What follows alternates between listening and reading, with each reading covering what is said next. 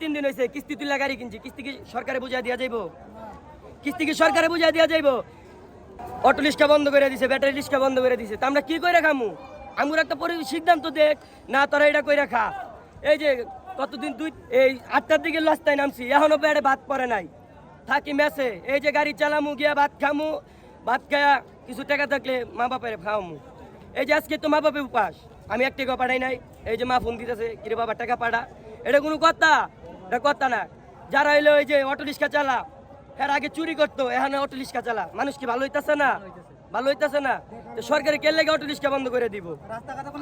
রাস্তাঘাটে কোনো চিন্তাই গাড়ি নাই, কোনো দুর্ঘটনা নাই।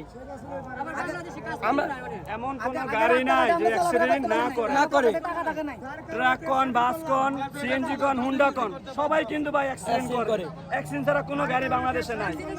তবে ভাই একটা জিনিস আমি বুঝাই, অটো রিক্সা আছে দেখা অনেকে কয়টা খাইতেছে, হাজার হাজার লোক।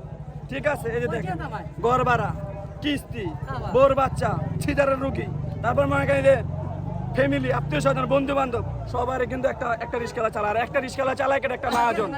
একটা মহাজনের কারণে 10টা মহাজন চলে। যেমন মা যদি বাসায় ভাত না রান্ধে, সন্তান কিন্তু খাইতে পারবো না। ঠিক অটো রিক্সা যদি বাসগুলো না আসতো, তাহলে আমরা চালাইতে পারতাম না। তখন আইসে তোমরা মালটু কামাইছো, হেরা বাগছে, তোমরা আয়া কইতাছো অবৈধ সরকারের অবৈধ অটো রিক্সা চলবে না।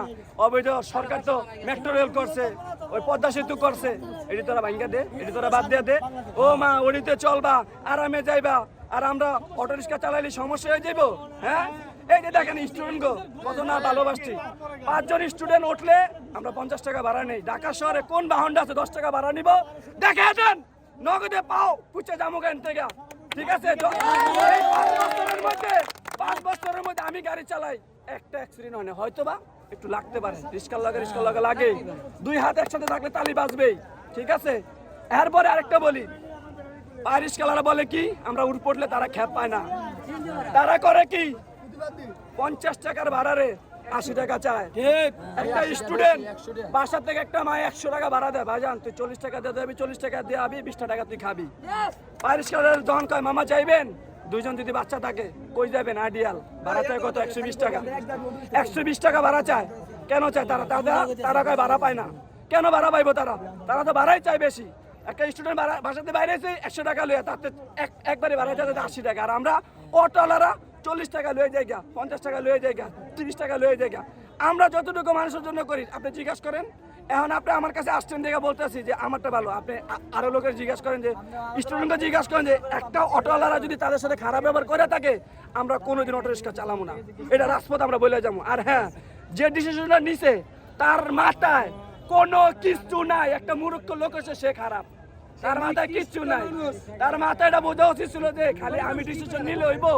হাজার হাজার মানুষ এই অটো চালায়, একটা লাইন গেট কর, ব্যবস্থা কর, ব্যবস্থা না মারি না কথা বলে। আর হ্যাঁ, এই যে স্টুডেন্ট করে দক্ষিণ বনশ্রী মসজিদ ইয়াদে, এই যে কিন্তু মেরা দিয়ে হাঁটে, পোলাপান গুলি খায়া পানি পায় না, পাঙ্গাস মাছের পানি খাইতেছে। মামা কি করতেছো? গাড়ির ভিতরে পানি আছে, এর মধ্যে বাইকনারে গুলি করছে।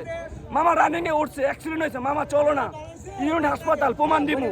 ইউনিট হাসপাতালে 4 জন 5 জন রানিং এ টানছে। অটো রিক্সা বোঝেন না, পায়ে রিক্সা মানে ওই যেটি পায়ে রিক্সারে অটো করছে হেডি না, কিন্তু আমাদের বড় রিক্সা মিশুক গাড়ি, যেখানে ব্রেক করি সেখানে ব্রেক।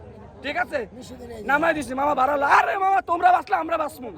এখন মামা তোমরা বাচ্চা গেছো, আমাদের বাচ্চাই বলো এটা কেমন?